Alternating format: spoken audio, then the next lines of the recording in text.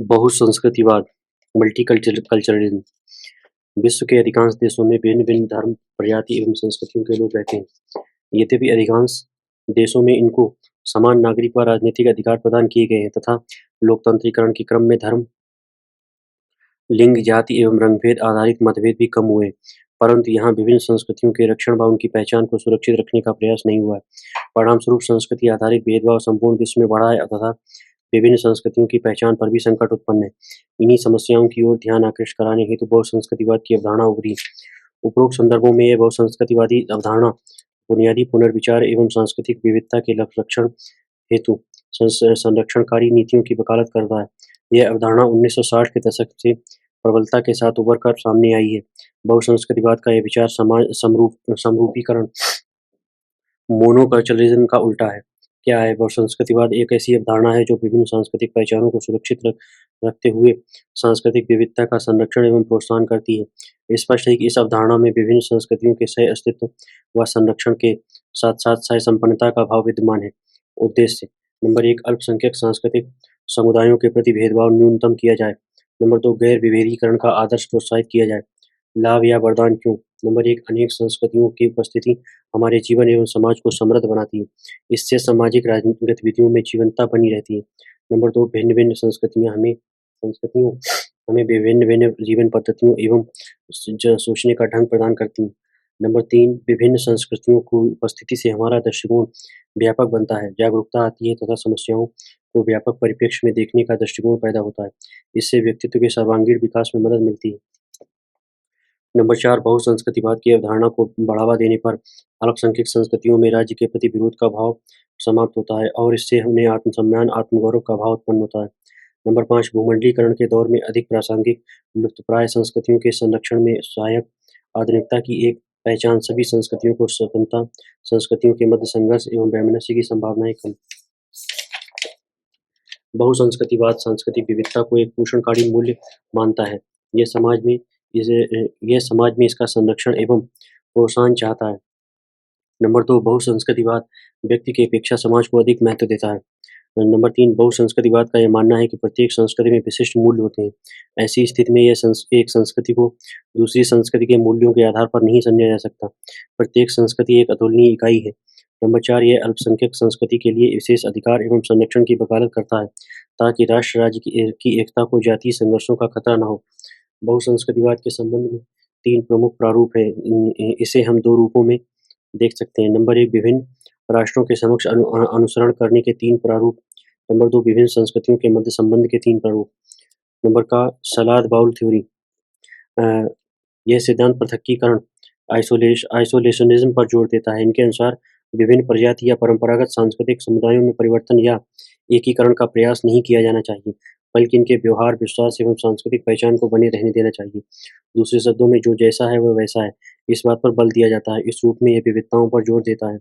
Number 2, melting pot theory. ये आत्मसातीकरण assimilation पर बल देता है। यह सभी सांस्कृतिक समुदाय के लोगों को एक समान शिक्षा देने तथा उनके विश्वासों एवं क्रिया पद्धति में एकरूपता लाने का प्रयास करता है।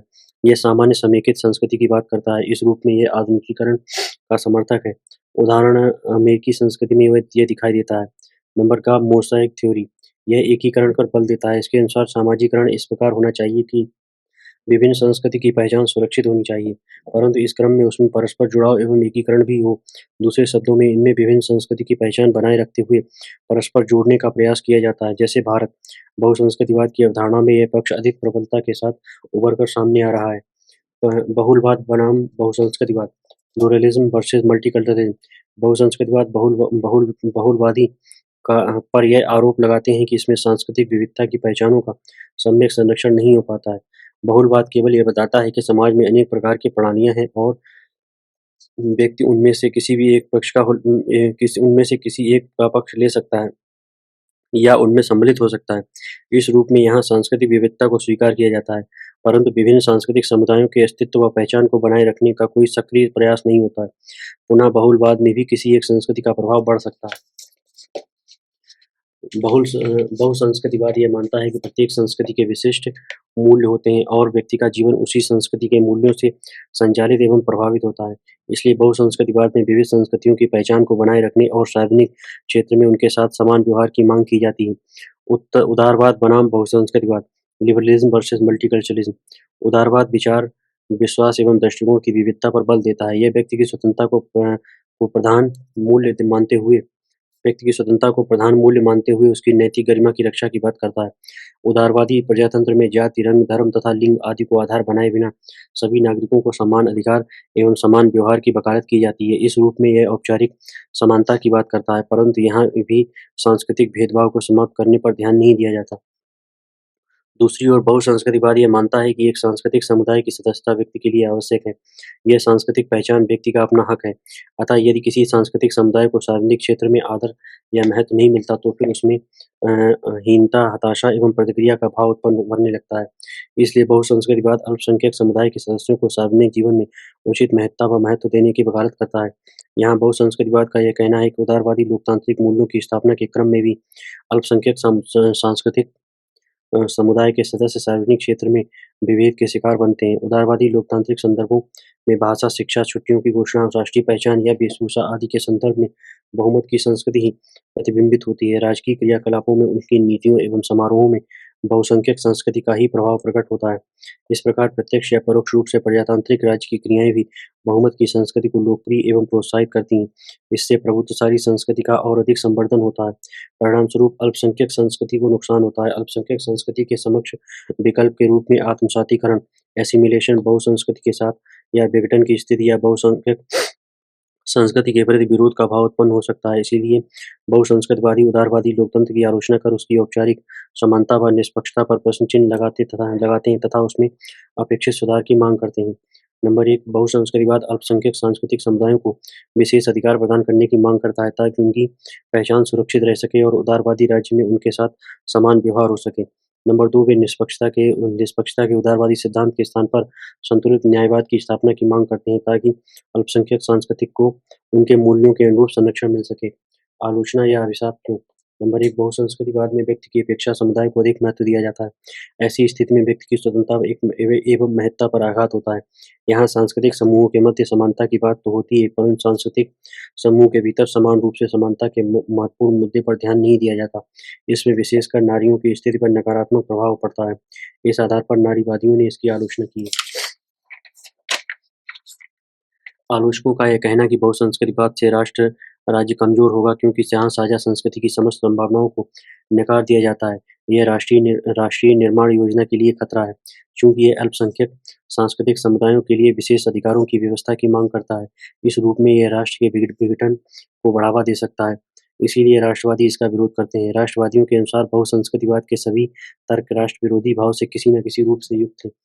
चूंकि बहुसंस्कृतिवाद में विशिष्ट समूहों के लिए कुछ विशेष अधिकार एवं संरक्षण की बात होती है, इसीलिए इस अवधारणा के आधार पर राष्ट्रीय एकता की स्थापना नहीं की जा सकती। नंबर 4, आधुनिक काल में यह बात अप्रासंगिक है कि व्यक्ति अनिवार्य रूप से ही एक ही सांस्कृतिक समुदाय या समूह से जुड़ा हो।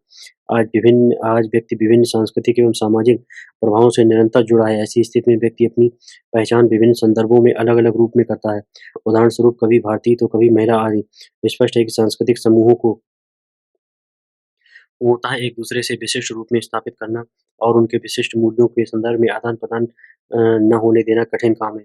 नंबर 5, मार्क्सवादी बहुसंस्कृतिवाद की आलोचना करते हुए कहते हैं कि यह वास्तविक समस्या से हमारा ध्यान हटाकर दूसरे क्षेत्र में ले जाता है और यह समाज के संसाधनों एवं उनके वितरण की ओर ध्यान नहीं दे पाता, जो कि विभेद की मुख्य जड़ है। नंबर 6, समान नागरिक संहिता बनाने में बाधक, राजनीतिक तुष्टीकरण की नीति को बढ़ावा, विशेषकर अल्पसंख्यक समुदाय के संदर्भ में राज्य द्वारा देश हित के में निर्णय लेने में कठिनाई, राष्ट्रीय पहचान का कमजोर पड़ना आदि। महत्व, इस अवधारणा का महत्व इस बात को लेकर है कि इसने हमारा ध्यान उदार लोकतंत्रों के भीतर सांस्कृतिक भेदभाव की ओर आकृष्ट किया है। यह उदारवाद द्वारा प्रसारित आदर्शों पर पुनर्विचार एवं संशोधन हेतु प्रेरित करता है। भारत की स्थिति, नंबर 1 संविधान द्वारा अल्पसंख्यक वर्गों के हितों के संरक्षण की विशेष व्यवस्था। नंबर 2 संस्कृतियों से प्रभावित छुट्टियों का प्रावधान। नंबर 3 सभी धर्मों के समान संरक्षण एवं आदर पर बल। नंबर 4 सांस्कृतिक समुदाय की पहचान उसकी वेशभूषा, आचार-विचार, रहन-सहन के स्तर से निर्धारित करता है। नंबर 5 वर्तमान में कई छोटी संस्कृतियों में अपनी ऐतिहासिक गौरव के आधार पर अपनी वर्तमान गरिमा को पुनः स्थापित करने का प्रयास किया जा रहा है। नंबर 6 एकम सद् विप्रा बहुधा वदन्ति। ये सत्य एक ही है जिसे अलग-अलग लोग अलग-अलग तरह से बोलते हैं। महाभारत धर्मः यो बाधते धर्मः न स धर्मः कुधर्मतः। जो धर्म दूसरे धर्म को बाधित करता है, वो धर्म न होकर कुधर्म है। सर्वे भवन्तु सुखिनः जैसा जैन दर्शन का सद्भाव दृष्टिकोण विशेष से प्रत्येक संस्कृति में सत्यता का अंश होता है। गांधी सर्वोदय में अंत्योदय की अवधारणा, अंतिम व्यक्ति और संस्कृति का उदय। अपराध एवं दंड। भ्रष्टाचार, व्यापक हिंसा, जाति संहार, प्राणदंड, crime and punishment, corruption, mass violence, genocide, crime, capital punishment. सामाजिक राजनीतिक दर्शन में समानता, न्याय व स्वतंत्रता को सर्वोच्च आदर्श या मूल्य के रूप में स्थापित किया गया है, परंतु इसकी सम्यक रूपों स्थापना तभी संभव है जब समाज में शांति, सुव्यवस्था, सहयोग एवं सौहार्द हो। इसकी स्थापना में सबसे बड़ी बाधा अपराध, अत्याचार, भ्रष्टाचार, हिंसा आदि की घटनाएं की बढ़ती हुई प्रवृत्ति है। अतः इन पर नियंत्रण हेतु दंड को भी समुचित व्यवस्था का होना आवश्यक है ताकि सामाजिक व्यवस्था को सुचारू रूप से संचालित किया जा सके। अपराध कानूनी या वैदिक दृष्टिकोण से यह कार्य जो विधि द्वारा निषिद्ध हो तथा जिसके किए जाने पर राज्य की ओर से दंड का विधान हो अपराध कहलाता है। यह एक रूप में कानून का उल्लंघन है। समाजशास्त्रीय दृष्टिकोण से समाज विरोधी आचरण ही अपराध है, भले ही ऐसे कार्यों से किसी कानून का हनन या उल्लंघन होता या न होता हो। इस रूप में यहाँ अपराध को एक असामाजिक कार्य माना जाता है, जबकि नैतिक दृष्टिकोण से जो नहीं किया जाना चाहिए यदि उसे किया जाए तो उसे अपराध की संज्ञा दी जा सकती है। अपराध बनाम पाप। अपराध की अवधारणा धर्म व नैतिकता के क्षेत्र में प्रचलित पाप की अवधारणा से कुछ रूप में संबंधित है, जो कुछ रूपों से में भिन्न भी है। अपराध शब्द कानून व वैधानिक क्षेत्र में प्रासंगिक है, जबकि पाप शब्द धर्म व नैतिकता के क्षेत्र में प्रासंगिक है। नैतिक अशुभ के लिए प्रायः पाप शब्द का प्रयोग किया जाता है। अपराध विधि के विरुद्ध होता है, जबकि पाप में धर्म व नैतिकता का विरोध होता है। अपराध को रोकने हेतु न्यायालय व पुलिस बल की आवश्यकता होती है, जबकि पाप को रोकने व पापी को दंडित करने की अंतिम जिम्मेदारी ईश्वर धर्म के क्षेत्र में ही होती है। गीता में कहा गया है कि जब-जब धर्म की हानि होती है और अधर्म का बढ़ता है, तब-तब सज्जनों की रक्षा तथा दुर्जनों के विनाश के लिए ईश्वर अवतरित होता है। दंड क्या है? अपनी इच्छानुसार कानून के विरुद्ध काम करने या विधि का उल्लंघन करने वाले को विधि अनुसार शारीरिक या मानसिक चोट पहुंचाना ही दंड है। दंड की अवधारणा एक संदर्भ में भारतीय परंपरा में प्रचलित नियम की अवधारणा को ही साकारित करने का प्रयास है। दंड व्यवस्था का संबंध न्याय से भी है। इसके माध्यम से ही न्याय को व्यवहारिक रूप प्रदान किया जाता है। कर्म नियम, बुरे कर्मों का बुरा फल दंड, अच्छे कर्मों का अच्छा फल पुरस्कार न्याय। भ्रष्टाचार, करप्शन, अर्थ, प्रत्यक्ष या परोक्ष रूप से व्यक्तिगत लाभ के लिए निर्धारित कर्तव्यों की जानबूझकर उपेक्षा करना ही भ्रष्टाचार है। भारतीय दंड विधान की धारा 161 में भ्रष्टाचार के अर्थ को स्पष्ट करते हुए कहा गया है कि कोई भी सार्वजनिक कर्मचारी वैध पारिश्रमिक के अतिरिक्त अपने या किसी अन्य व्यक्ति के लिए जब कोई आर्थिक लाभ इसलिए लेता है कि सरकारी निर्णय पक्षपातपूर्ण तरीके से किया जा सके, तो वह भ्रष्टाचार है तथा इससे संबंधित व्यक्ति भ्रष्टाचारी है। परंतु ये परिभाषा केवल राजकीय कर्मचारियों तक ही सीमित है। इसके आधार पर समाज के दूसरे वर्गों में व्याप्त भ्रष्टाचार को स्पष्ट नहीं किया जा सकता। अतः व्यापक अर्थों में हम ये कह सकते हैं कि सार्वजनिक जीवन या जनजीवन में व्याप्त एक विशेष परिस्थिति स्टेटस से संबंधित व्यक्ति द्वारा अपनी शक्ति या प्रभाव का स्वार्थपूर्ण प्रयोग ही भ्रष्टाचार है। इस रूप में प्रत्येक अनैतिक आचरण को भ्रष्टाचार कहा जा सकता है। उदाहरण के लिए घूसखोरी, कालाबाजारी, भाई भतीजावाद, सार्वजनिक धन की हेराफेरी आदि भ्रष्टाचार के ही विभिन्न रूप हैं। क्षेत्र एवं स्वरूप। लोक जीवन में व्याप्त भ्रष्टाचार वर्तमान में समाज की सबसे बड़ी समस्या है। जीवन का प्रत्येक क्षेत्र एवं समाज का लगभग प्रत्येक वर्ग, उदाहरण वकील, इंजीनियर, अफसर आदि इससे ग्रसित है। भ्रष्टाचार के इस व्यापक स्वरूप एवं प्रकृति को निम्नलिखित तथ्य बिंदुओं के अंतर्गत समझा जा सकता है। नंबर 1 भ्रष्टाचार मूल रूप से वैयक्तिक क्रिया है, परंतु जब अब इसका क्षेत्र व्यापक हो गया है और इसका रूप अब संस्थागत हो गया है, इसने एक सामूहिक क्रिया का रूप ले लिया है। नंबर 2 भ्रष्टाचार का संबंध व्यक्ति या समूह द्वारा अपने निर्धारित कर्तव्यों की उपेक्षा करने से है। नंबर 3 कर्तव्यों की उपेक्षा आर्थिक लाभ या अन्य लाभों के लिए की जाती है। नंबर 4 भ्रष्टाचार में पक्षपात व प्रलोभन का तत्व निहित होता है। नंबर 5 भ्रष्टाचार वर्तमान में सामाजिक समस्या का रूप ले चुका है क्योंकि इसका क्षेत्र समाज के अधिकांश वर्गों की सामान्य कार्य प्रणाली से संबंधित हो गया है। परिणामस्वरूप समाज में नैतिक व सामाजिक मूल्यों का विघटन भी हो रहा है। कारण उदारवादियों के अनुसार उदारवादियों के अनुसार मनुष्य मूलतः स्वार्थी होता है, अतः अवसर मिलने पर वह शक्ति का दुरुपयोग अपने हित में करता है। इस प्रकार उदारवादी ये मानते हैं कि भ्रष्टाचार मनुष्य की मूल प्रकृति का ही दुष्परिणाम है। मार्क्सवादी मार्क्सवादी भ्रष्टाचार का मूल कारण पूंजीवादी व्यवस्था एवं वर्ग विभाजन में देखते हैं। इनके अनुसार पूंजीपति वर्ग अपने हितों की पूर्ति के लिए ऐसे कानूनों को निर्मित करता है जो प्रत्यक्ष या परोक्ष रूप से भ्रष्टाचार को बढ़ावा देते हैं। इसलिए भ्रष्टाचार के निदान के लिए ये पूंजीवादी व्यवस्था के उन्मूलन की बात करते हैं। अराजकतावादी अराजकतावादी भ्रष्टाचार के लिए राज्य के अस्तित्व को मूलतः जिम्मेदार मानते हैं। इनके अनुसार गलत राजनीतिक व्यवस्था व्यक्ति को उसके स्वाभाविक प्रकृति से अलग कर देती है। परिणामस्वरूप भ्रष्टाचार को बढ़ावा मिलता है। अराजकतावादियों का यह मानना है कि राज्य अनावश्यक है। गांधी का यह मानना है कि राज्य भय और हिंसा के माध्यम से शांति और व्यवस्था स्थापना की बात करता है। इससे मनुष्य का स्वतंत्र स्वाभाविक नैतिक विकास नहीं हो पाता है। परिणामस्वरूप भ्रष्टाचार को भी बढ़ावा मिलता है। अन्य कारण नंबर 1 भौतिकतावादी मूल्यों का प्रसार। नंबर 2 केंद्रीकरण की प्रवृत्ति। नंबर 3 सामाजिकरण की प्रक्रिया पर कमजोर होना। नंबर 4 कम मेहनत कर अधिक पाने की अपेक्षा। नंबर 5 कार्य व दायित्व की अपेक्षा कम वेतन। नंबर 6 जन जागरूकता का अभाव। नंबर 7 विवेकाधीन ऐच्छिक अधिकार। नंबर 8 प्रशासन में पारदर्शिता एवं जवाबदेही का अभाव। अब इसके निदान हेतु आरटीआई राइट टू इन्फॉर्मेशन को लाया गया है। नंबर 9 जटिल नियम लंबी प्रक्रियाएं। नंबर 10 निवारण हेतु विशेष कानूनों का अभाव। नंबर 11 अत्यधिक प्रतिस्पर्धा। नंबर 12 अपराधी राजनीतिक गठबंधन। 13 व्यापारी राजनीतिक गठबंधन। नंबर 14 ज्ञानवान चरित्रवान एवं मूल्ययुक्त व्यक्तियों की अपेक्षा धनवानों को समाज में अधिक प्रतिष्ठा। आज व्यक्ति की सफलता इस बात से तय की जाती है कि वह कितनी संख्या में और कितने प्रकार की भौतिक वस्तुओं का स्वामी है। भ्रष्टाचार के दुष्परिणाम। आज जीवन का प्रत्येक क्षेत्र भ्रष्टाचार से प्रभावित है। राजनीतिक क्षेत्र लोकतांत्रिक मूल्यों पर आघात। उत्तरदायित्व की भावना विकसित नहीं। अपराधियों का राजनीति में प्रवेश। कई क्षेत्रों में वोट के बदले नोट। आर्थिक क्षेत्र महंगाई, कालेधन की समानांतर अर्थव्यवस्था, पूंजी का केंद्रीकरण, मांग व पूर्ति पर असर, कालाबाजारी को प्रोत्साहन, येन केन प्रकारेण कम समय में अधिक लाभ प्राप्त करने का प्रयास, 2008 में आई वैश्विक आर्थिक मंदी का कारण। सामाजिक क्षेत्र सामाजिक विषमता की वृद्धि, सामाजिक मूल्यों का पतन, परस्पर विश्वास की कमी, सामाजिक विघटन, पारिवारिक मूल्यों का विघटन। धार्मिक क्षेत्र धार्मिक लोगों का भावात्मक शोषण। धार्मिक क्षेत्र धार्मिक लोगों का भावनात्मक शोषण। नंबर 1 स्वघोषित धर्माचार्यों की बढ़ती संख्या। भ्रष्टाचार को रोकने के उपाय। नंबर 1 शक्ति का विकेंद्रीकरण। नंबर 2 हतोत्साहन व प्रोत्साहन की नीति। नंबर 3 सूचना का अधिकार। नंबर 4 जन जागरूकता। नंबर 5 प्रशासनिक पारदर्शिता, सरकारी कार्यों में पारदर्शिता, समय सीमा में काम, उत्तरदायित्व का निर्धारण। नंबर 6 भ्रष्टाचार के विरुद्ध लड़ने वाले या आवाज उठाने वालों को सुरक्षा व प्रोत्साहन। नंबर 7 दंड व्यवस्था त्वरित व प्रभावी हो। नंबर 8 प्राचीन काल में ग्रीक दार्शनिक प्लेटो ने शासन को भ्रष्टाचार से मुक्त करने के लिए दार्शनिक राजा की अवधारणा प्रस्तुत की। सूचना का अधिकार सुशासन की मास्टर कुंजी है।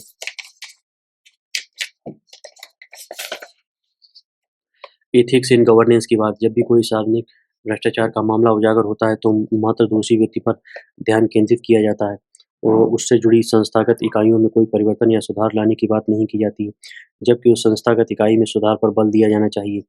उठाए गए कदम। आईपीसी के अधिनियम 161 से 168 तक भ्रष्टाचार निरोधक अधिनियम है। केंद्र सरकार ने निम्नलिखित 4 विभागों की स्थापना भ्रष्टाचार विरोधी उपायों के अंतर्गत की है। नंबर 1 कार्मिक एवं प्रशिक्षण विभाग में प्रशासनिक सतर्कता विभाग एडमिनिस्ट्रेटिव बिजनेस डिवीजन। नंबर 2 केंद्रीय जांच ब्यूरो सीबीआई। नंबर 3 राष्ट्रीयकृत बैंकों, सार्वजनिक उपक्रमों, मंत्रालयों, विभागों में घरेलू सतर्कता इकाइयां। और नंबर 4 केंद्रीय सतर्कता आयोग सीबीसी, लोकपाल, मुख्य सतर्कता आयुक्त, लोकायुक्त इत्यादि की नियुक्ति। सूचना का अधिकार आम जनता को प्राप्त। प्रशासनिक सुधार आयोग, त्वरित अदालतों का गठन। ई गवर्नेंस की बात।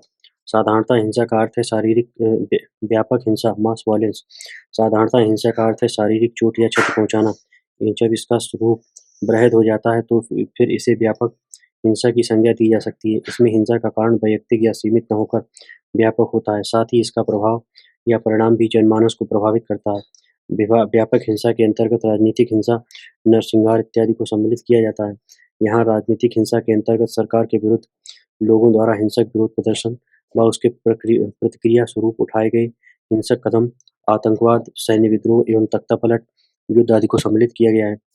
आतंकवाद एक अमानवीय प्रवृत्ति है जिससे आज लगभग संपूर्ण विश्व प्रभावित है। भारत सरकार की आतंकवाद विरोधी विधेयक में आतंकवाद को परिभाषित करते हुए कहा गया है कि सरकार या लोगों को आतंकित करने, विभिन्न वर्गों में वैमनस्य बढ़ाने और शांति भंग करने के उद्देश्य से बम विस्फोट करने, आग्नेय शस्त्रों का प्रयोग करने, संपत्ति नष्ट करने, रासायनिक और जैविक अस्त्र का प्रयोग करने तथा आवश्यक सेवाओं में गड़बड़ी पैदा करने हेतु जो भी नकारात्मक कार्य किए जाते हैं, उन्हें आतंकवादी कार्य कहा जाएगा। मुख्य तत्व नंबर 1 हिंसा या हिंसा की धमकी, नंबर 2 खुले रूप में न लड़ना, नंबर 3 समानता कोई न कोई राजनीतिक उद्देश्य, नंबर 4 आवश्यक गतिविधियों को बाधित करना, नंबर 5 प्रचार, नंबर 6 समाज में मनोवैज्ञानिक रूप से भय पैदा करना, नंबर 7 दबाव डालकर अपनी मांगों को मनवाने का प्रयास। आतंकवाद का कारण नंबर 1 राजनीतिक उद्देश्य, नंबर 2 पहचान का संकट, नंबर 3 तुलनात्मक रूप से कमजोर आर्थिक स्थिति, नंबर 4 राज्य का कमजोर चरित्र, नंबर 5 धार्मिक भावनाओं का उभार, अपने धर्म के प्रति असुरक्षा का भाव, अतः धर्म की रक्षा हेतु स्वयं को बलिदान करने की प्रवृत्ति।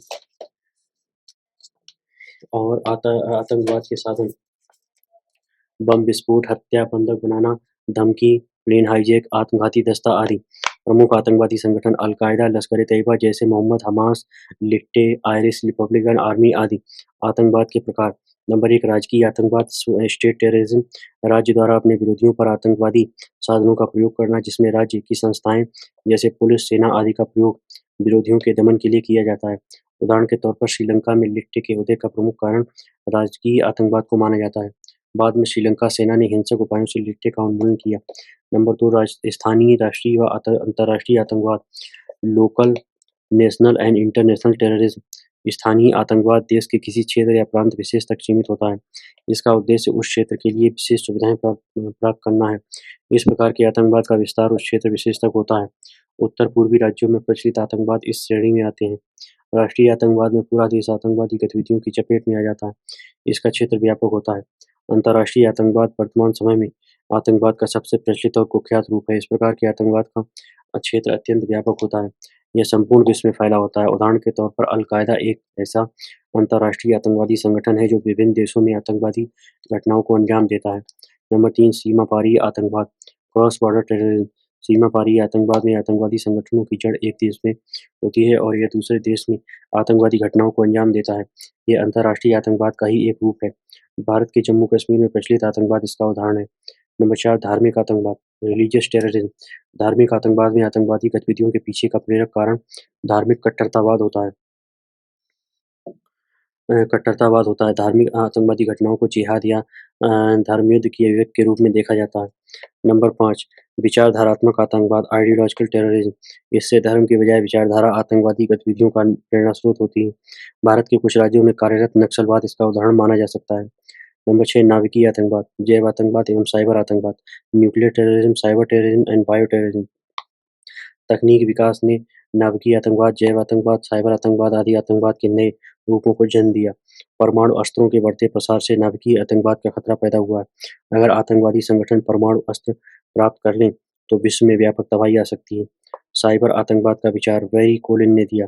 इससे तात्पर्य है कि इंटरनेट के स्तर पर गोपनीय सूचनाओं और कार्यक्रमों को नष्ट करना और उसकी जानकारी प्राप्त कर आतंकवादी घटनाओं को अंजाम देना। जैव आतंकवाद, बायो टेररिज्म में सूक्ष्म जीवों और हानिप्रद बैक्टीरिया तथा वायरस का प्रयोग करके आतंकवाद फैलाया जाता है, जैसे एथेंक्स एंथ्रेक्स का प्रयोग। आतंकवाद को रोकने के उपाय, इस संबंध में 3 मॉडल प्रचलित हैं।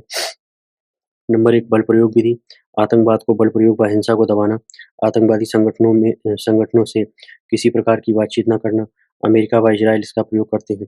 नंबर 2 शांतिपूर्ण विधि, बातचीत आदि से हल निकालना, भारत इसका प्रयोग करता है।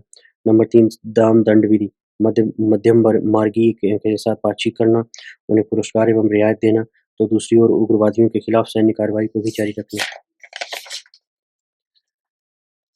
अन्य उपाय नंबर 1 सामाजिक आर्थिक सुधार करना ताकि समाज के किसी वर्ग में वंचित होने की भावना न पनपे। नंबर 2 सूचना और गुप्तचर तंत्र को मजबूत बनाना। नंबर 3 आतंकवाद विरोधी कड़े कानून बनाना और उन्हें सक्षमतापूर्वक लागू करना। नंबर 4 मादक पदार्थों की तस्करी पर रोक लगाना। नंबर 5 विभिन्न समूहों की पहचान को मान्यता देना। नंबर 6 आधुनिक सूचना तकनीक के साधनों का प्रयोग करना।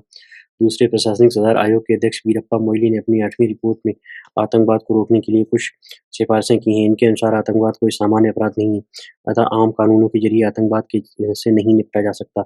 इसके लिए विशेष कानून तथा क्रियान्वयन के लिए प्रभावी तंत्र होना चाहिए। इसीलिए वे मानते हैं कि एक संघीय जांच एजेंसी आवश्यक है। नंबर 2, फास्ट ट्रैक अदालतों का गठन होना चाहिए।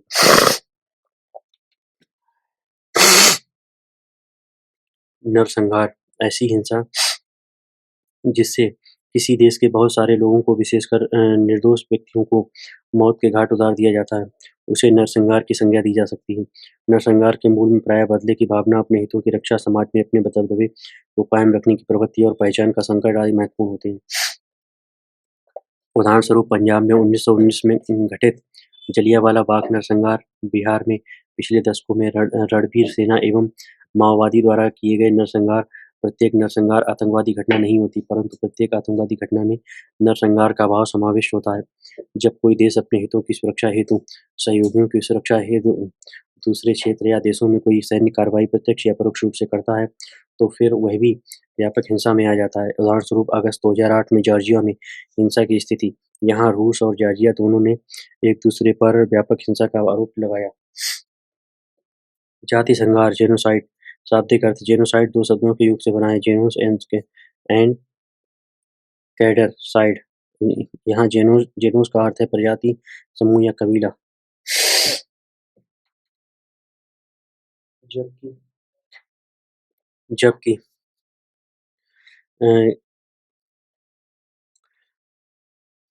कैडर का आशय है जेनोसीडर सीडर का आशय जान से मारना है, अतः शाब्दिक दृष्टिकोण में जेनोसाइड का आशय हुआ जानबूझकर किसी समूह या प्रजाति का विनाश करना। सामान्य अर्थ: वस्तुतः जेनोसाइड शब्द उन नीतियों या कार्यों को इंगित करने के लिए किया जाता है जिसमें किसी राष्ट्रीय, प्रजातांत्रिक, धार्मिक, राजनीतिक या भाषाई इकाई को जानबूझकर व्यक्तिगत रूप से, व्यवस्थित रूप से सर्वनाश करने की कोशिश की जाती है। इस शब्द की रचना राफेल लेम्किन ने अपने ग्रंथ axis rule in occupied Europe 1944 में की थी। इन्होंने जेनोसाइड शब्द को एक ऐसी मूल संकल्पना के रूप में स्थापित व व्याख्यायित किया जिसके आधार पर एक लोकमत को जागृत किया जा सके। नंबर 2, पीड़ित वर्ग को अंतर्राष्ट्रीय कानून के तहत संरक्षण प्रदान किया जा सके। इन प्रयासों के फलस्वरूप 9 दिसंबर 1948 को संयुक्त राष्ट्र की सामान्य सभा ने जाति संहार के निरोध एवं दंड संबंधी प्रावधानों को सर्वसम्मति से स्वीकार कर जाति संहार को दंडनीय अपराध बना दिया गया। प्रस्ताव की मुख्य बातें: जेनोसाइड के नियंत्रण एवं दंड के संबंधी। इस प्रस्ताव में जेनोसाइड के स्वरूप एवं आयाम को स्पष्ट करते हुए अनुच्छेद 2 में यह कहा गया है कि कोई भी ऐसी कार्रवाई जो किसी राष्ट्रीय, नृजाति, इथिकल, प्रजाति, रेसिकल और धार्मिक, रिलीजियस समूह को जानबूझकर अंशतः या पूर्णतः नाश करने के उद्देश्य से की जाती है, वह जेनोसाइड है। यहाँ इस प्रस्ताव में निम्नलिखित प्रकार के कार्यों को जेनोसाइड की संज्ञा दी गई। किसी निश्चित समूह के लोगों की जानबूझकर हत्या करना। नंबर 1, किसी निश्चित समूह के लोगों को गंभीर शारीरिक या मानसिक चोट पहुंचाना। जानबूझकर किसी निश्चित समूह के सदस्यों के मूलभूत आवश्यकताओं पर चोट पहुंचाना ताकि उनका जीवन समाप्त, पूर्णतः या अंशतः हो जाए। नंबर 4, जानबूझकर ऐसे उपायों को लागू करना ताकि उस समूह के शिशुओं को जन्म पर रोक लग सके। नंबर 5, जानबूझकर उस समूह के बच्चों का दूसरे समूह में स्थानांतरण करना, रूपांतरित करना। वस्तुतः जेनोसाइड संपूर्ण मानवता के विरुद्ध अपराध है, क्राइम अगेंस्ट ह्यूमैनिटी। इसमें मानवता की धरोहर, सांस्कृतिक विविधता को नष्ट करने का प्रयास किया जाता है। इसमें उस धर्म विशेष या प्रजाति विशेष के सांस्कृतिक चिन्हों, गौरव के प्रतीकों, धरोहरों इत्यादि का विनाश किया जाता है तथा इनकी मूलभूत आवश्यकताओं पर चोट पहुंचाई जाती है। इसे कुछ विचारक एथेनोसाइड कहते हैं। पुनः जेनोसाइड केवल राज्य की असफलता का परिणाम नहीं है, इसके विपरीत अनेक अवसरों पर राज्य या संस्थाएं स्वयं इसमें सम्मिलित होती हैं। इन स्थितियों में दूसरी राजनीतिक विचारधारा वाले समूहों का विनाश किया जाता है, जैसे सोवियत संघ में स्टालिन का शासन। इनके द्वारा किए गए नरसंहारों को कुछ विचारक पॉलिटिकल जेनोसाइड कहते हैं। जेनोसाइड केवल एक विवाद नहीं है, बल्कि यह एक तरफा व्यापक हत्याएं, वन साइडेड मास मर्डर है। जैसे यहूदियों का नाजियों के साथ विवाद नहीं था, यूक्रेन के किसानों का स्टालिन के साथ विवाद नहीं था, तथा विवादों का निपटारा जेनोसाइड का नियंत्रण नहीं है। उदाहरण स्वरूप तुर्कों द्वारा 1915 से 20 के मध्य आर्मेनियन का नरसंहार। नंबर 2, हिटलर के नेतृत्व में नाजीवादियों द्वारा यहूदियों व जिप्सियों का संहार 1930 से 1945। नंबर 3 रवांडा व बुरुंडी में हेतु में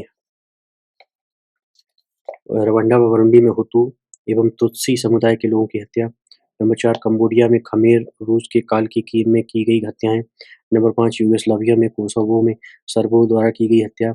उल्लेखनीय है कि इसी संदर्भ में यूगोस्लाविया के तत्कालीन राष्ट्रपति स्लोबोदान मिलाशेविक को अंतर्राष्ट्रीय न्यायालय द्वारा सजा भी सुनाई गई।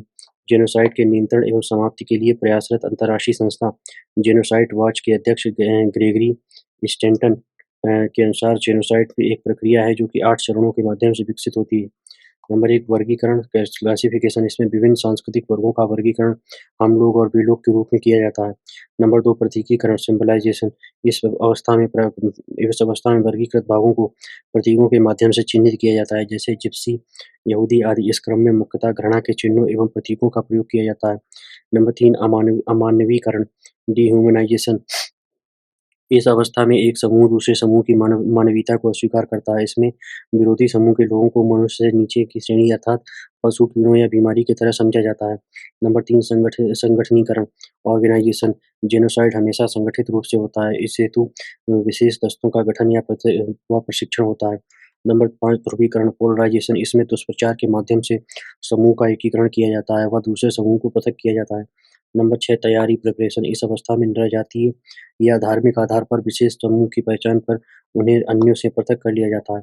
नंबर 7 विनाशीकरण एक्सटर्मिनेशन इस अवस्था में दूसरे समूह का पूर्ण रूप में विनाश किया जाता है। उन्हें मानव के रूप में भी स्वीकार नहीं किया जा सकता था। नंबर 8 स्वीकृति डिनायल इसमें जाति संहार में संलग्न अपराधी इस बात से इनकार करता है कि उसने कोई अपराध किया है। नंबर जेनोसाइड का कारण नंबर 1 पहचान का संकट, नंबर 2 आर्थिक संकट, नंबर 3 सामाजिक अस्थिरता, नंबर 4 विभिन्न सांस्कृतिक समूहों में आर्थिक और राजनीतिक असंतुलन, नंबर 5 प्रजातिगत श्रेष्ठता की भावना जैसे नाजियों में, नंबर 6 संबंधित देश में हिंसा का लंबा इतिहास, नंबर 7 युद्ध की स्थिति या संभावना। 20वीं शताब्दी में जेनोसाइड के प्रसार का मुख्य कारण नंबर 1 आधुनिकतम हथियारों की उपलब्धता, नंबर 2 परिवहन एवं सूचना प्रणाली में सुधार, नंबर 3 नए वर्गों में अपने अधिकारों को लेकर जागरूकता, नंबर 4 आर्थिक संसाधनों पर नियंत्रण की भावना आदि। जेनोसाइड के निदान में आने वाली रुकावटें नंबर 1 संबंधित देशों की सहमति के बिना ऐसे मुद्दे ICJ international court of justice में नहीं। नंबर 2 अनेक राष्ट्र जातीय संघार को आंतरिक मामला मानते हैं और इस पर बाह्य हस्तक्षेप को संप्रभुता पर प्रहार मानते हैं। नंबर 3 राजनीतिक हत्याओं को शामिल नहीं किया गया है। नंबर 4 जेनोसाइड की परिभाषा पूरी तरह स्पष्ट नहीं है। इस संदर्भ में अंशतः या पूर्णतः शब्द का प्रयोग किया गया है, परंतु यह अस्पष्ट है। नियंत्रण के उपाय 7 अप्रैल 2004 में यूएन महासचिव कोफी अन्नान ने भविष्य में जेनोसाइड को रोकने के लिए एक विशेष सलाहकार की नियुक्ति की बात की तथा एक 5 पॉइंट एक्शन प्लान की शुरुआत की। ये 5 बिंदु हैं। नंबर 1 सशस्त्र संघर्षों को रोका जाए क्योंकि सामान्यतः जेनोसाइड इन्हीं संदर्भों में होते हैं। नंबर 2 सशस्त्र संघर्षों के दौरान नागरिकों की रक्षा के लिए विशेष व्यवस्था की जाए। नंबर 3 संभावित दुष्परिणामों को खत्म करने के लिए न्यायिक प्रक्रिया का प्रयोग किया जाए। नंबर 4 सूचनाओं का संग्रह एवं पूर्व चेतावनी जारी की जाए ताकि आवश्यकता पड़ने पर सुरक्षा परिषद की भी मदद ली जा सके। नंबर 5 आवश्यकता पड़ने पर त्वरित एवं निर्णायक कदम उठाने की बात। अन्य उपाय मानवीय मूल्यों एवं मानवतावादी भावना को प्रसारित किया जाए। जेनोसाइड के निवारण हेतु अद्वैत वेदांती अवधारणा प्रबल भूमिका निभा सकती है। इसके अनुसार हम सब नैतिक दृष्टिकोण से एक हैं, मूलतः एक हैं, हम सब मूलतः ब्रह्म ही हैं। रामानुज सारे जीव ईश्वर के अंश हैं, इसलिए सब समान हैं। नंबर 4 वसुधैव कुटुम्बकम की अवधारणा को प्रसारित किया जाए। नंबर 5 लेibniz के अनुसार सभी जीव चेतन हैं, इनमें कोई गुणात्मक अंतर नहीं है। नंबर 6 कांट के अनुसार प्रत्येक मनुष्य अपने आप में साध्य है, उसे साधन नहीं बनाया जाना चाहिए। दंड के समर्थन में तर्क और दंड का औचित्य। नंबर 1 सामाजिक व्यवस्था के सुचारू एवं सुव्यवस्थित रूप से संचालन, व्यक्ति की स्वतंत्रता एवं उसके अधिकारों की रक्षा तथा कर्तव्यों के पालन के लिए दंड व्यवस्था का होना आवश्यक है। नंबर 2 समाज के हित में यह आवश्यक है कि उसके सदस्यों में से प्रत्येक की आपराधिक गतिविधियों पर अंकुश लगाया जाए। ऐसा न करने पर मत्स्य न्याय या जिसकी लाठी उसकी भैंस वाली स्थिति पैदा हो जाएगी। उपयोगितावादी दार्शनिक बेंथम के अनुसार राज्य के कानून का उल्लंघन कर अपराधी समाज को या अधिकतर व्यक्तियों को कष्ट पहुंचाता है, अतः इस कारण उसे दंड अवश्य मिलना चाहिए। नंबर 4 रूसो के अनुसार राज्य को समुदाय की सामान्य इच्छा पर आधारित अ, रूसो के अनुसार राज्य को समुदाय की सामान्य इच्छा पर आधारित व्यवस्था की सुरक्षा के हित में दंड देने का पूर्ण अधिकार है। इससे अपराधी को अच्छा आदमी बनने हेतु बाह्य किया जा सकता है। नंबर 5 हीगल का यह मानना है कि राज्य कोई गलत काम नहीं कर सकता, अतः राज्य यदि किसी अपराधी को दंड देता है, तो उसे यह अनुभव करके प्रसन्न होना चाहिए कि उसे सभ्य समाज का स्वतंत्र एवं बुद्धिमान नागरिक बनाया जा रहा है। नंबर 6 बोसांके एवं ग्रीन के अनुसार दंड का उद्देश्य अत्यंत कठोर उपायों द्वारा लोगों के सुंदर जीवन के मार्ग में आने वाली बाधाओं को दूर करना है। नंबर 7 अपराधी को दंड देकर पीड़ित को संतोष प्रदान किया जा सकता है। यदि ऐसा न किया गया हो, समाज में प्रतिहिंसा व प्रतिशोध का दौर शुरू हो सकता है। नंबर 8 दंड के माध्यम से ही शासन सत्ता निर्बल व्यक्तियों के मन में न्याय के प्रति आस्था जगाने में समर्थ होती है। नंबर 9 दंड में सामाजिक निंदा का भाव निहित होता है। व्यक्ति इसके भय से अपराध नहीं करता। नंबर 10 दंड के माध्यम से असामाजिक तत्वों में भय पैदा किया जाता है। दंड की व्यवस्था द्वारा समाज विरोधी कार्यों से पृथक रहने के लिए बाध्य किया जाता है।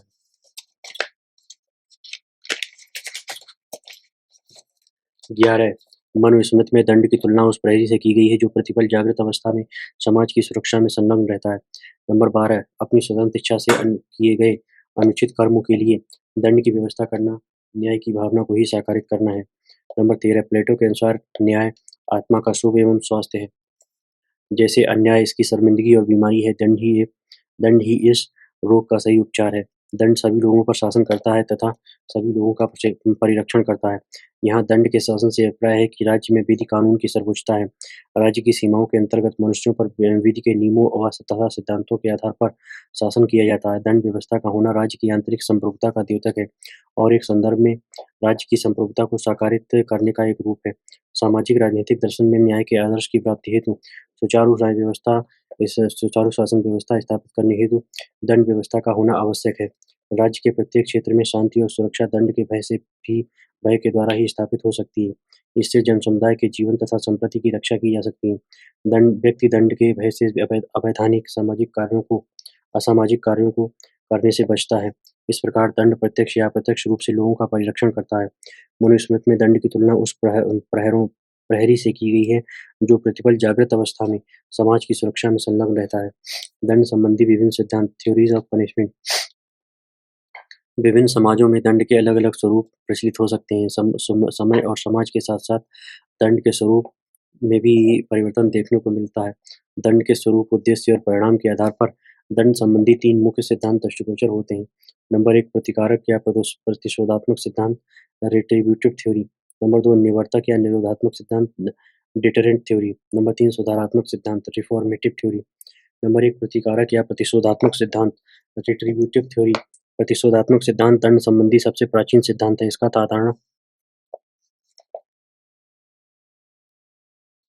साधारण अर्थ में साधारण अर्थ ये होता है कि किए गए अपराध का बदला लिया जाए, उसके अपराध के अनुरूप उसे दंड प्रदान करना। अपराधी को अपराध का प्रतिफल अवश्य मिले। यहाँ दंड को निषेधात्मक पुरस्कार निगेटिव रिवार्ड कहा गया है, जिसका जो जिसका देय है उसे मिलना ही चाहिए। दंड का उद्देश्य नियम की प्रतिष्ठा को बनाए रखना और अपराधी को उसके दुष्कर्म का उचित फल प्रदान करना है। यह सिद्धांत दंड को अपने अपने आप में साध्य एंड इन इटसेल्फ मानता है। इसलिए दंड संबंधी इस सिद्धांत को परिणामवादी निरपेक्षवादी सिद्धांत डीओन्टोलॉजिकल थ्योरी या नॉन कॉन्सेक्वेंशियल थ्योरी कहा जाता है। यहाँ दंड का उद्देश्य किसी बाह्य लक्ष्य या उद्देश्य की प्राप्ति करना नहीं है, बल्कि अपराधी को दंड देना, उसे प्रतिफल प्रदान करना ही अपने आप में उद्देश्य हो जाता है। पुनः यहाँ इस बात पर विचार नहीं किया जाता है कि आहत पक्ष विक्टिम का इस प्रतिशोध से क्या लाभ होगा।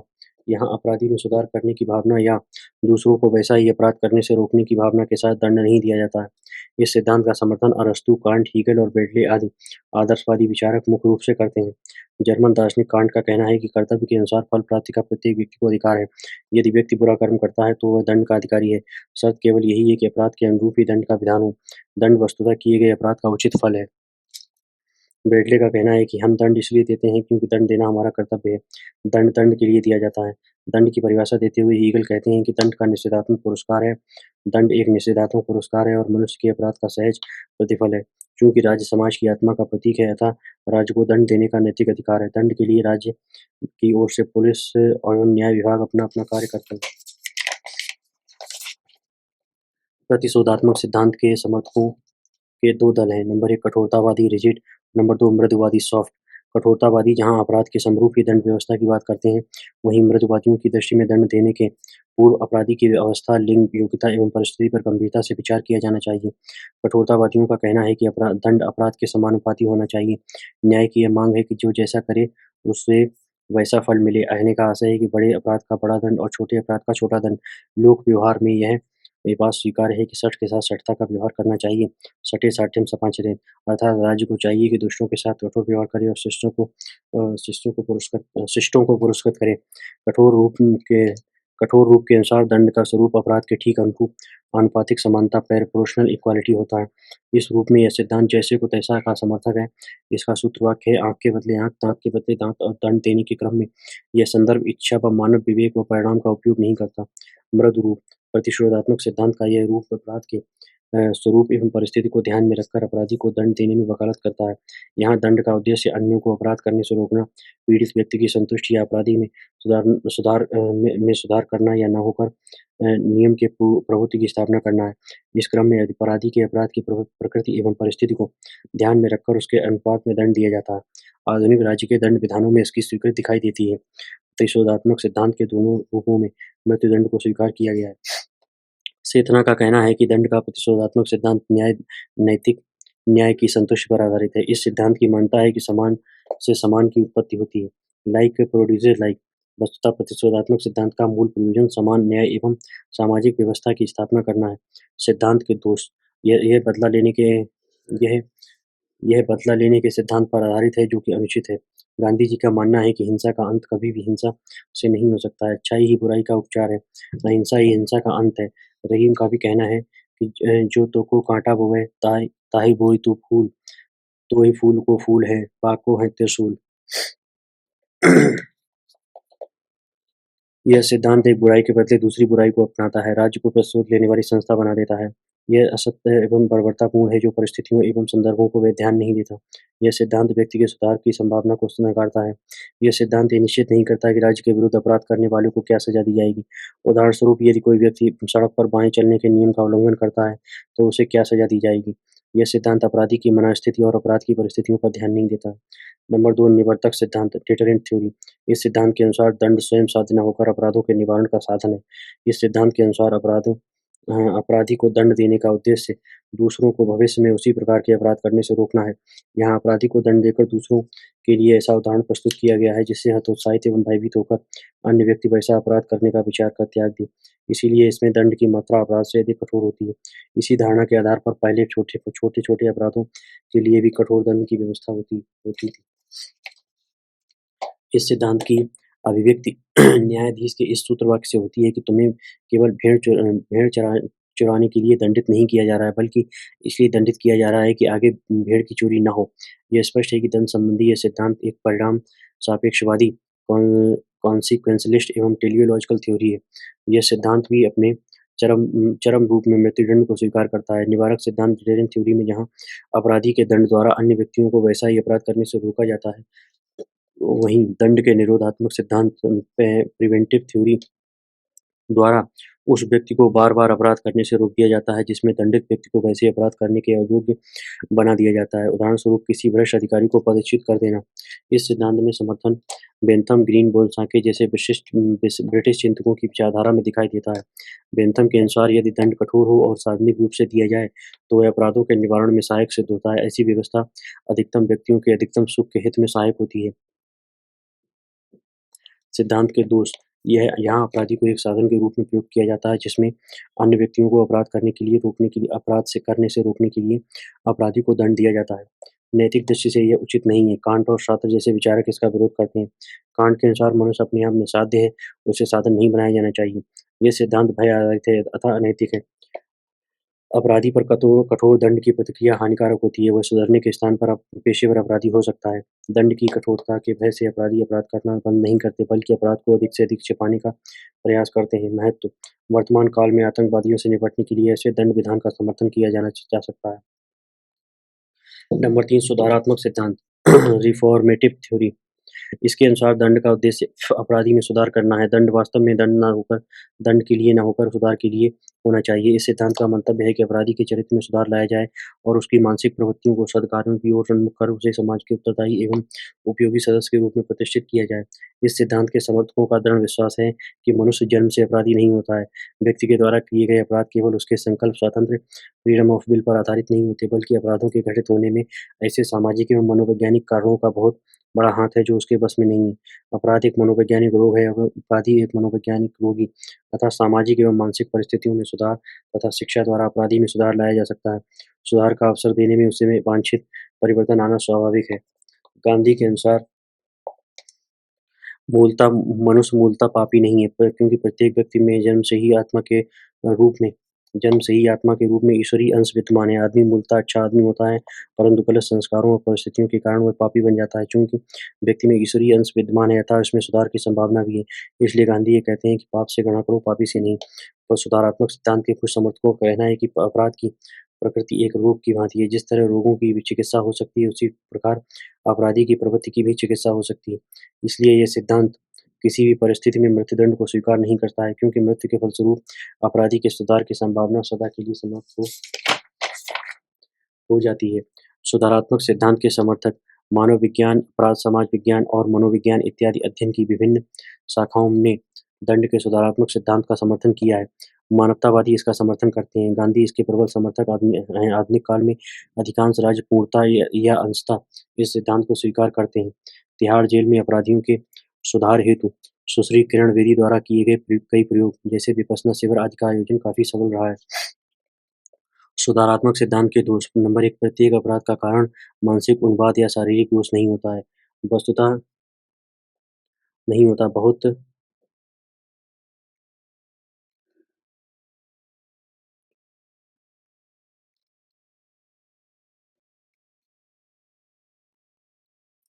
तो जातीय या जानबूझकर अतिरिक्त रूप से या मनोरंजन मात्र के लिए किए जाते हैं। अगर कोई धनवान व्यापारी पदार्थों में मिलावट करे तो ऐसी स्थिति में उसे चिकित्सकीय सुधार ही नहीं अपितु दंड के भय की आवश्यकता है। नंबर 2, सुधारात्मक सिद्धांत मुख्यतः बालकों एवं पहली बार अपराध करने वालों के साथ लागू हो सकता है, परंतु कठोर पेशेवर अपराधी एवं स्वभावतः दुष्ट प्रकृति वाले लोगों के संबंध में यह सिद्धांत परिणाम विहीन है। नंबर 3, यदि दंड को हल्का कर दिया जाए तो कारगर विश्राम स्थली बन जाएंगे। ऐसे में अत्यधिक बड़े लाभ को अवैधानिक ढंग से प्राप्त कर हल्के दंड का भोग करने वालों की लंबी कतार खड़ी हो जाएगी। नंबर 4, रोगी और सामान्य अपराधी में अंतर होता है। रोगी अपने ऊपर नियंत्रण नहीं रख सकता है, परंतु सामान्य अपराधी के अंदर संकल्प शक्ति होती है। वह अपने संकल्प शक्ति का प्रयोग कर अपराध को रोक सकता है। यदि वह ऐसा नहीं कर सकता है तो उसे अवश्य दंड मिलना चाहिए। वर्तमान स्थिति आधुनिक युग में इस सिद्धांत को मानवतावादी दृष्टि से अधिक महत्व प्राप्त है, इसलिए यह सिद्धांत सर्वाधिक प्रचलित और समर्थित है। निष्कर्ष, इन तीनों सिद्धांतों का सम्यक विवेचन करने पर पता चलता है कि इन तीनों सिद्धांतों में सत्य का अंश विद्यमान है, परंतु साथ ही साथ दंड के इन तीनों सिद्धांतों की अपनी-अपनी सीमाएँ भी हैं। दंड का उद्देश्य व्यक्ति को अपराध करने से रोकना, अपराधी में सुधार लाना और अपराधी को सजा देना है, परंतु दंड का विधान करते समय यह ध्यान रखना आवश्यक है कि दंड केवल एक साधन है और इसलिए दंड का संबंध अनिवार्य रूप से वैधानिक और सामाजिक कल्याण है। अतः ये इन तीनों सिद्धांतों के उचित सम्मिश्रण से ही दंड के आदर्श सिद्धांत की रूपरेखा तैयार की जा सकती है। यहाँ दंड संबंधी विभिन्न सिद्धांतों को हम एक चार्ट के माध्यम से देख सकते हैं। सिद्धांत प्रतिशोधात्मक, निवर्तक और सुधारात्मक। उद्देश्य नियम के प्रभुत्व की रक्षा करना एवं अपराधी को प्रतिफल प्रदान करना। निवर्तक दूसरों को अपराध करने से रोकना। सुधारात्मक अपराधी के चरित्र में सुधार करना। अनुपात सिद्धांत अनुपात, प्रतिशोधात्मक समान अनुपात। निवर्तक अपराध की तुलना में अधिक दंड देने की बात। सुधारात्मक अपराध के अनुपात में कम दंड। सिद्धांत मृत्युदंड प्रतिशोधात्मक चरम रूप में स्वीकार्य, निवर्तक चरम रूप में स्वीकार्य, सुधारात्मक किसी भी रूप में समर्थन नहीं। सिद्धांत समर्थक नियम की रक्षा हेतु कांट आदि। प्रतिशोधात्मक सिद्धांत समर्थक प्रतिशोधात्मक नियम की रक्षा हेतु कांट आदि। निवर्तक दूसरों के या अधिकतम हित में दंड उपयुक्तवादी। सुधारात्मक व्यक्ति के स्वयं के हित में गांधी या अन्य मानवतावादी। सिद्धांत स्वरूप प्रतिशोधात्मक परिणाम निरपेक्ष, निवर्तक निवर्तक परिणाम सापेक्ष और सुधारात्मक परिणाम सापेक्ष।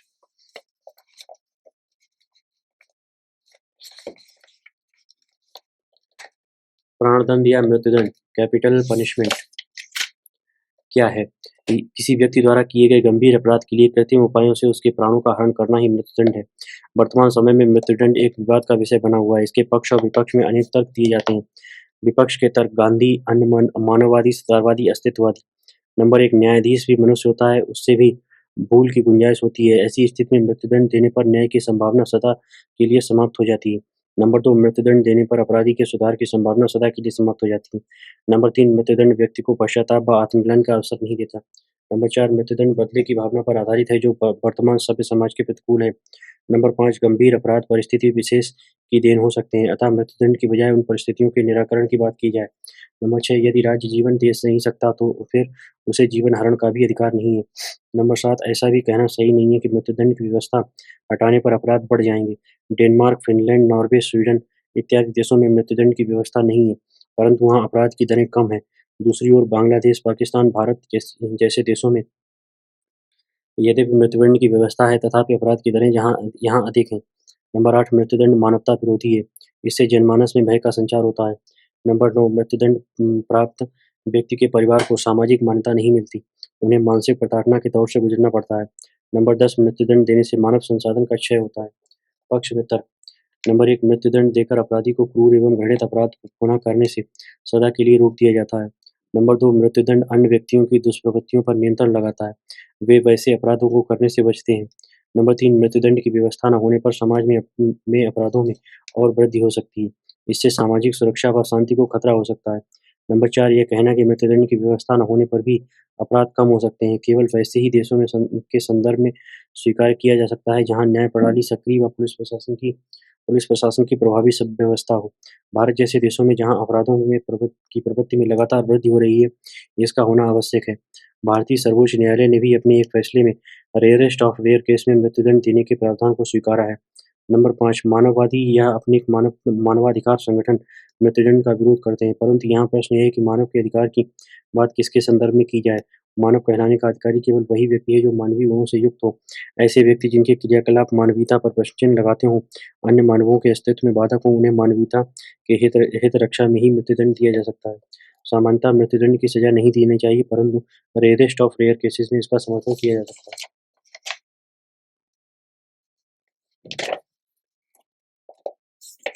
धन्यवाद।